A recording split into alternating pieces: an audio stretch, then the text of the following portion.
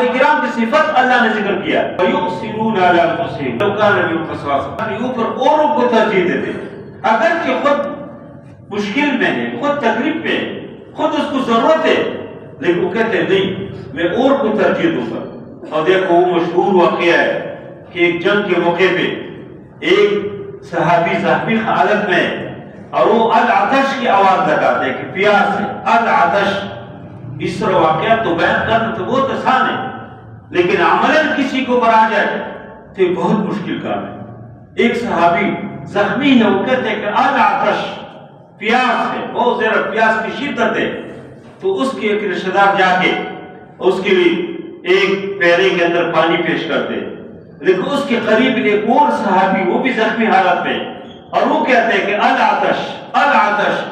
کہ پیاس ہے، پیاس کی شدت ہے۔ یہ صحابی انگلی کی اشارے سے اس سے کہتے ہیں کہ اس کو پانی پلاؤ۔ اس کے پاس جب پانی پہنچ جاتے ہیں، اس کے قریب ایک اور صحابی، اس کے منہ سے بھی یہ الفاظ نکلتے ہیں کہ العطش، پیاس ہے، یہ اس سے کہتے ہیں کہ اس کو دو۔ اور 4-5 لوگ اسی طرح ایک دوسرے کو اشارہ کرتے ہیں، اس کو دو، اس کو دو۔ اور جب واپس وہ اشارہ کرتے کہ پہلے کے پاس جب آ جاتے وہ شہید ہو گیا، پھر دوسرا، پھر تیسرا، تینوں اس حالت میں دنیا سے رخصت ہو جاتے، لیکن اپنے اوپر ترجیح دیتے لوگوں کو۔ خیر ہے، کوئی مشکل والی کوئی مشکل نہیں، کوئی مسئلہ نہیں۔ دیکھو ہم تو اگر اشارے کے لیے گاڑی روک جائے، گاڑی روکے ہوئی ہے، اشارہ بنے، لیکن پیچھے سے کیا حالت ہے کہ لوگ جو ہے ہارن کے اوپر ہارن مارتے، ہارن کے اوپر ہارن مارتے۔ کسی دکان میں کوئی آدمی جائے رش لگا ہو، تھوڑا زیادہ لوگ ہو، ہر آدمی کوشش کرتے کہ اس کو چھوڑو یار، یہ اپنا کام کرے، میرا کام ہو جائے، آگے نکلتے۔ ہر کے کہنے میں اندازہ لگا ہے کہ ہم کیا کرتے۔ دیکھیں صحابہ کرام رضوان اللہ تعالی علیہ مجمعین اپنے اوپر اوروں کو ترجیح دیتے تھے، اثار دیتے تھے کہ میں مشکل میں کوئی مسئلہ نہیں۔ اور ایک بہت مشہور واقعہ ہے کہ ایک صحابی کے گھر میں کسی نے کوئی گوشت یا کوئی بکری کا کوئی سر لایا، پیش کیا، اور وہ غریب ہے، محتاج ہے، ضرورت مند ہے، مہینوں سے گھر میں کوئی دعا نہیں نکلتے گھر سے،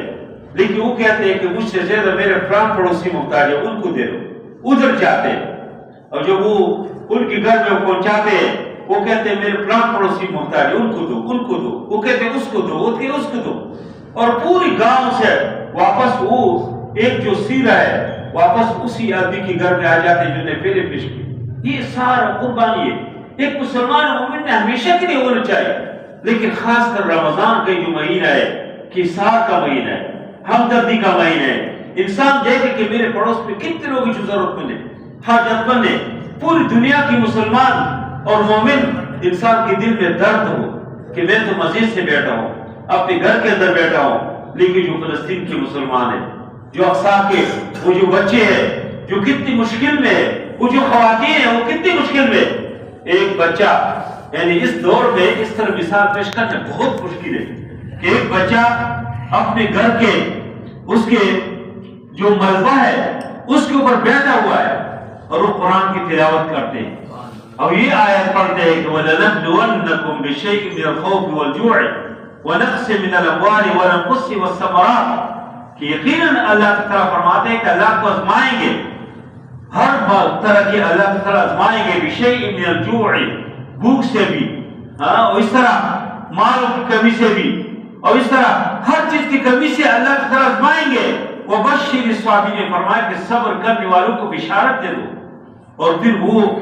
بچہ ہے، چھوٹا بچہ ہے، 9 یا 10 سال کی شاید ہو، وہ کی جگہ الخدمت کی ادھر وہ بتا رہے کہ الخدمت کی طرف سے کچھ راشن تقسیم ہو رہے، کھانے پینے کی چیزیں، اور مہینے کے بعد لوگ کھانے پینے کی چیزیں مل رہے، لوگ لیروں میں کھڑے، لیکن وہ ختم ہو جاتے، وہ سامان ختم ہو جاتے، چھوٹا بچہ ہے خالی برتن لے کے واپس لوٹ رہے، اور اس سے صحابی پوچھتے کہ ابھی کیا کرو گے،